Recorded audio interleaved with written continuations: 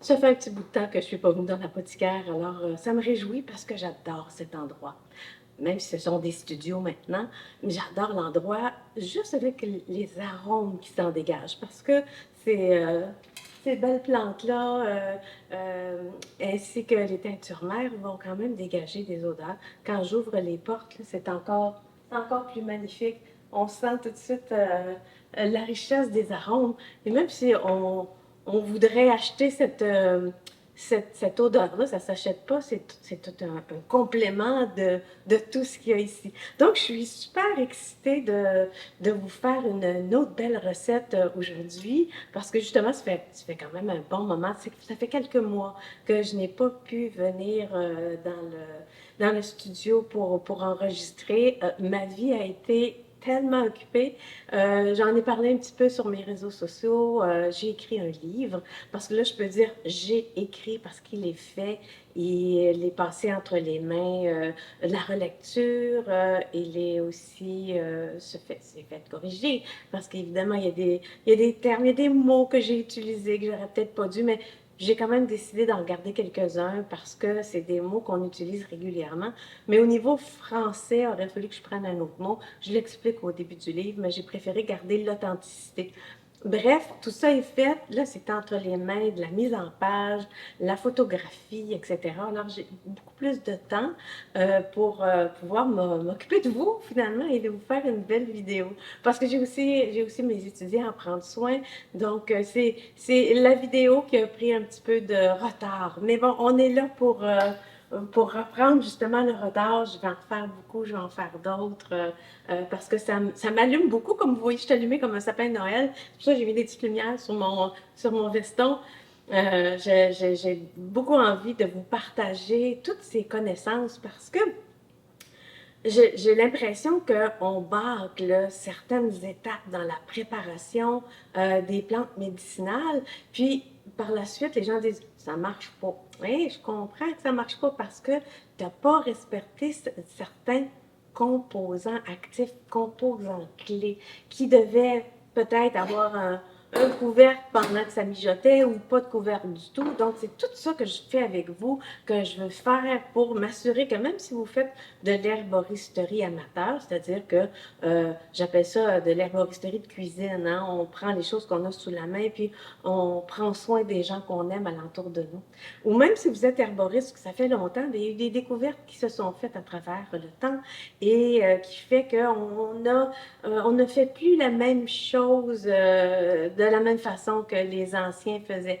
Puis je peux m'inclure dans les anciens, vous voyez la couleur de mes cheveux. Ça fait 40 ans que je fais de l'herboristerie, mais un petit peu plus connu maintenant, étant donné qu'il y a des médias sociaux. Donc, ça me permet de pouvoir partager mon savoir avec le plus de gens possible. Et comme je l'explique dans le livre que je viens de créer, ben moi, je suis tombée dedans quand j'étais petite, dans les plantes médicinales. Heureusement, j'ai pas le tour de taille d'Obélix qui est tombé dans la potion magique. Je suis littéralement tombée dans les plantes, dans le massage, dans les huiles essentielles, parce que mes parents étaient des granos. Oui, ils vivaient de l'herboristerie, de la massothérapie, de l'orthothérapie. Et ben, j'ai décidé de suivre leurs traces parce que c'est un monde qui m'a toujours passionnée. Qu'est-ce qu'on va faire aujourd'hui? On va se faire un élixir d'immunité. Oui, il existe plein de choses avec du curcuma, avec du gingembre, etc. Et c'est fantastique. J'ai d'ailleurs fait des cubes d'immunité qu'on peut retrouver soit sur ma page YouTube ou dans l'apothicaire. La recette est là. On me la demande à tous les ans. C'est quoi déjà Véro, ta recette de cube d'immunité? Parce que comme elle est congelée, c'est le fun parce qu'on sort le cube puis on peut tout simplement soit le laisser fondre la veille pour le prendre le lendemain matin ou mettre un petit peu d'eau chaude dedans le matin. Elle est un petit peu plus diluée, mais quand même, elle garde de son punch et de son efficacité. Vous pouvez aussi la retrouver sur ma page Facebook personnelle, Véronique Paré. Je la place là aussi parce qu'on me la demande tout le temps. Mais je pense que cette recette-ci va m'être aussi demandée souvent. Elle est faite avec des baies de sureau. J'adore le sureau. J'en ai un pas très loin de chez moi. En fait, il y en a plusieurs pas loin de chez moi. Je l'appelle mon sureau. Moi, j'aimerais ça qu'il habite chez nous. Mais non, il est vraiment un petit peu plus loin. J'adore ce bel arbre. Premièrement, au printemps, il est magnifique. Il y a des belles fleurs, les belles fleurs de sureau. Et un petit peu plus tard, ben, c'est la baie qui va apparaître ici. La baie de sureau qui sent divinement bon. J'aime beaucoup cette odeur. J'aime beaucoup son goût aussi. Oh là là, je trouve la première sniff, la première intake, j'ai des mots en anglais qui me viennent ce matin, c'est pas nouveau ça, mais le premier souffle, la première, sans, sans, ça va venir plus tard, là, le mot que je voulais dire, mais bref, ça sent comme le chocolat noir. J'ai l'impression qu'il y a les mêmes arômes que le chocolat noir. C'est pas parce qu'il sent le chocolat qu'on va mettre le sureau dans notre élixir, c'est parce qu'il est riche en anthocyanes et aussi en flavonoïdes. Et ces deux composants clés mis ensemble vont contribuer à réduire la charge virale dès les premiers signes qu'on attrape quelque chose, dès les premiers signes de rhume, des premiers signes de grippe. Donc, ça va aider à réduire tout ça. Ensuite, on va mettre de la cannelle. Et la cannelle, on va la prendre en copeaux. Et là, j'entends vos questions. Je me dis, Véro, on prend ça où? De la cannelle en, en chipit, là, qui est sous forme de petites granules. On prend ça où? Bien, on la prend en bâton et puis on va la mettre dans un mortier, un pilon, puis on va la réduire nous-mêmes en petits copeaux. Comme ça ici, en petits copeaux. Et le fun là-dedans, là, c'est j'ai adoré ça, faire ça. Ben, pas j'ai adoré, j'adore ça de travailler avec mes mains, avec les plantes médicinales, parce qu'ils sentent après ça toute la journée, même quand on se lave les mains. Donc, j'ai pris le grand morceau de cannelle et je l'ai réduit comme ça, je l'ai cassé. Et après ça, j'ai fait des copeaux. Et l'odeur que ça va dégager en même temps, c'est fantastique. Ça sent excessivement bon. Alors, j'ai fait des petits copeaux moi-même, des petits copeaux de cannelle. Et ce qu'on va avoir besoin après, c'est de la vanille. Donc, une belle gousse de vanille que j'ai pris le temps d'ouvrir. Mais on va en avoir besoin seulement comme ça. On va la prendre telle qu'elle. Donc, elle est ouverte et qu'on va mettre un petit peu plus tard dans notre potion pour faire notre élixir. Et par la suite, on va prendre des racines d'échinacée. Voyez-vous le beau mélange? Parce que dans la cannelle, bon, la cannelle, elle est antimicrobienne, elle est réchauffante, elle soutient la circulation, elle va limiter la prolifération de certains pathogènes. C'est pour ça qu'on en veut là-dedans, hein? C'est un élixir immunité.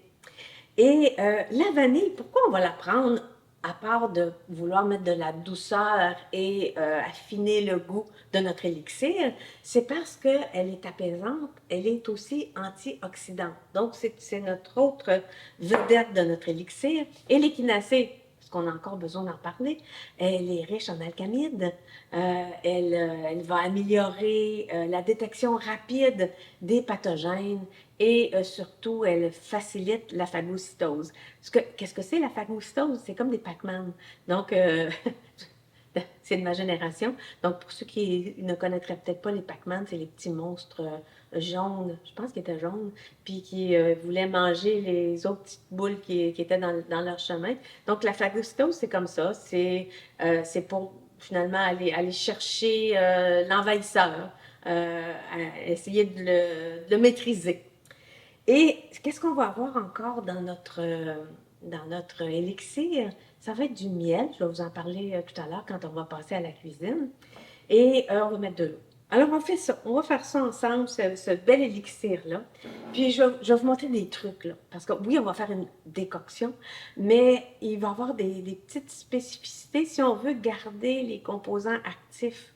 La majorité de nos composants actifs va avoir des petits trucs à se rappeler. Alors, on va prendre premièrement 125 millilitres ou 60 à 70 grammes de baie des sureaux. Puis là, j'étais tellement excitée de commencer la vidéo que j'ai oublié de prendre une tasse à mesurer. Je vais aller la chercher. C'est pratique d'avoir la cuisine juste à côté. Alors, on va prendre nos billes de sirop. On va en mettre pour 125 ml, ou vous pouvez peser aussi. Vous pouvez peser pour avoir 60 à 70 grammes de baies de sirop. Et je vous explique un petit peu plus bas pourquoi, dans ce cas-ci, on peut dire 125 millilitres. Parce qu'il y a des gens qui vont me dire, Véro, les millilitres, c'est pas réservé pour du liquide, parce que litre, c'est liquide. Mais allez voir en bas, je vous explique pourquoi ici, on peut utiliser millilitres. Une cuillère à soupe. Une cuillère à soupe. J'ai pas amené de cuillère à soupe. Je vais aller en chercher dans la cuisine. Wow. D'après moi, je voulais faire la fraîche avec ma cuisine, là. Je ne sais pas. Bref, on va prendre la cuillère à soupe de cannelle. Pour vous donner une petite idée, j'ai concassé 2 grands bâtons de cannelle pour faire une cuillère à soupe. Voilà. Ensuite, j'ai besoin de prendre ma gousse de vanille que j'ai préalablement fendue. Ça, c'est une bout facile. Et on va prendre de l'équinacée. Là, ici, on vous dit une cuillerée à soupe. Bon, moi, j'ai des petits et j'ai des gros morceaux. Je vais tenter d'aller me chercher des petits morceaux. Ici. Pour faire une cuillerée à soupe. Ah, mon Dieu, ça sent bon. Bon, j'aime ça, moi, ça. Cette cuillère à soupe-là, là. Ça a l'air pas pire. Voilà, on a une belle cuillerée à soupe. Et on va maintenant mettre 500 ml d'eau. Et c'est ici que qu'il y a des petites choses à faire. J'ai choisi, moi, de mettre 500 ml d'eau, ce qui va me faire un élixir un petit peu plus consistant. Mais, donc, ça veut dire que le sirop va prendre beaucoup de place au niveau du goût. Si vous n'aimez pas le sirop, à ce moment-là, on mettra un peu plus d'eau, jusqu'à 750 ml d'eau. Mais votre élixir va être un petit peu plus, évidemment, va être un peu plus dilué, entre guillemets. Les composants actifs vont être moins concentrés. J'aime bien faire le 500 ml. Personnellement, j'aime avoir ça parce que c'est pas fait pour boire à grande, comme dans une tasse. C'est fait pour prendre une cuillerée à thé le matin. Donc, même si c'est un petit peu plus concentré, bon, pas à jeun le matin, des fois ça fesse, là, mais tu sais, pas le temps de vous réveiller avant de le prendre. Mais c'est plus concentré, donc pour moi, c'est plus efficace. Alors moi, j'ai mis 500 ml d'eau. Vous pouvez aller jusqu'à 750 ml d'eau. Je suis prête, même si j'ai pas mis le miel, parce que le miel, on va le mettre après. Et je vous explique aussi en dessous comment mettre le miel et à la bonne température. C'est le temps de mettre le couvercle et d'aller dans la cuisine. Alors, on est prêt à mettre notre décoction sur le feu pendant 20 à 25 minutes. Mais là, les gens qui me suivent depuis un bout vont dire, mais Véro, là, si tu fais frémir tes plantes dans l'eau pendant 20 à 25 minutes, est-ce qu'il n'y a pas des composants organiques volatiles qui vont se volatiliser, justement? Oui. Alors, il y a 2 options ici. Si on veut les garder, ou les garder en partie, on va mettre un demi-couvert comme ça. On va en laisser sauver un peu, mais on va en garder aussi un petit peu à l'intérieur. Si j'enlève le couvercle, c'est aussi une belle option. Ce que ça va faire, c'est que oui, il y a certains composants organiques volatiles, donc ils vont s'en aller, qui seront pas dans votre produit. Mais c'est pas grave parce que ça va concentrer les anthocyanes qu'il y a dedans, le sureau, et ça va balancer finalement. Oui, on va perdre un petit peu.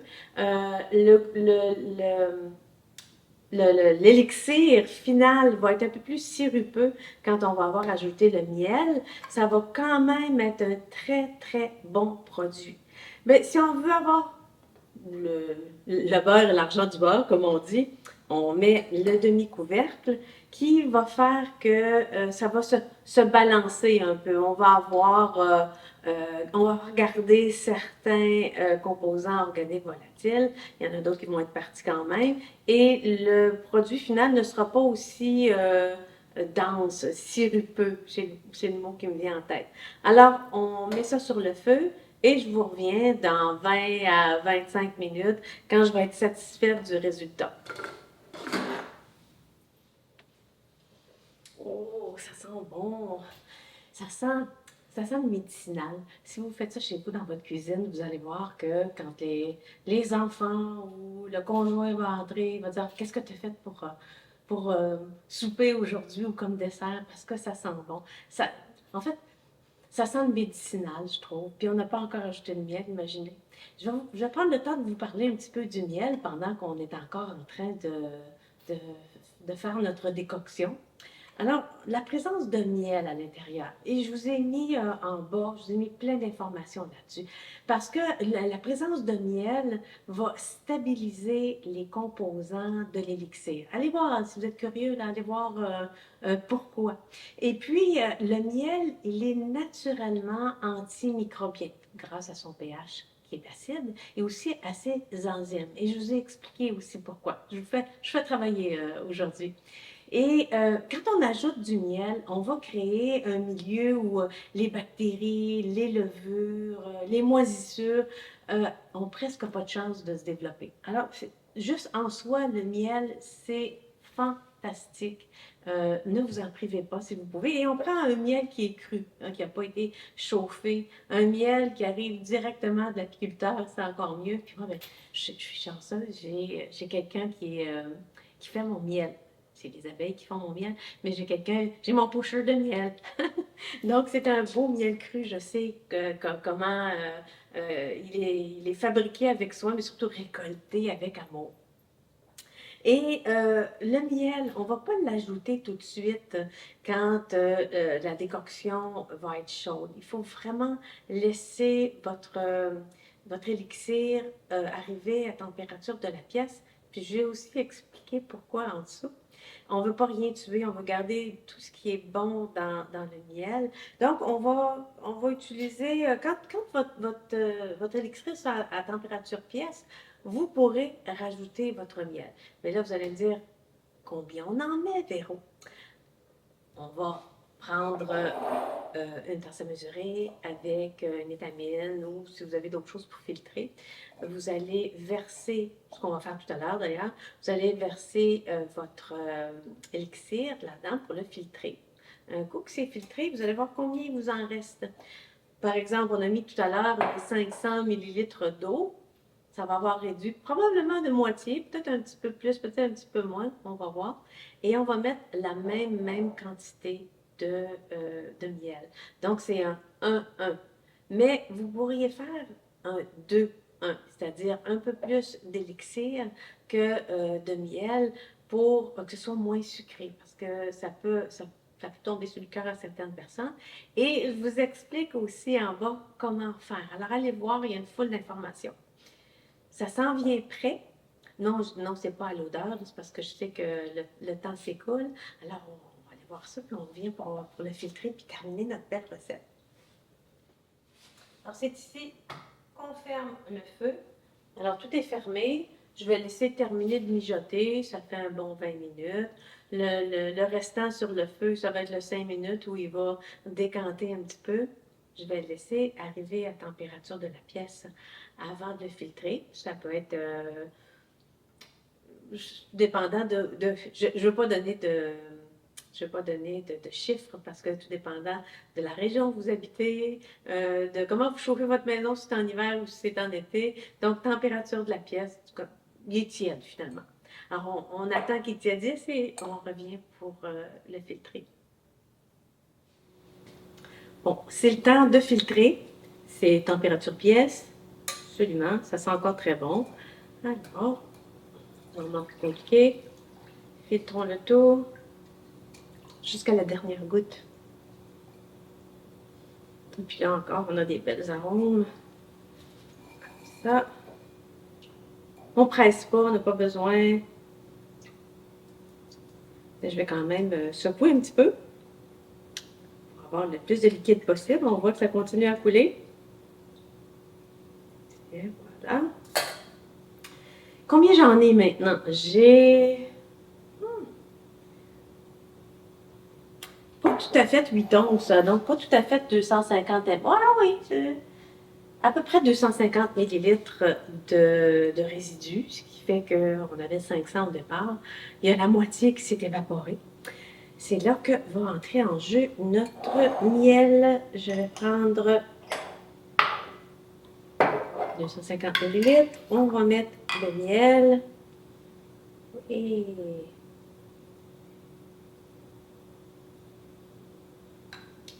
voilà. Je vais mettre là-dessus parce que ça va dégoûter un petit peu. Allez-y. Et là, il y en a qui vont dire, après une cuillère en métal. C'est un mythe, la cuillère en métal. Et si je le laissais tremper longtemps dedans, c'est pas pareil, mais juste pour rentrer un petit peu, vous irez voir, je pense que j'ai fait une vidéo là-dessus, sur le mythe du métal et du miel. Alors, voilà. Mais bon, si vous avez une cuillère de bois sous la main, prenez-la, si ça vous dérange. Voilà. Maintenant, l'élixir est quand même chaude, mais quand même plus chaude que froide. Le miel se dissout très, très, très, très bien dedans. Alors, quand votre miel sera complètement dissous, vous pouvez prendre un beau petit récipient. J'adore les petits pots, j'en ai de toutes sortes. Je vais le remplir.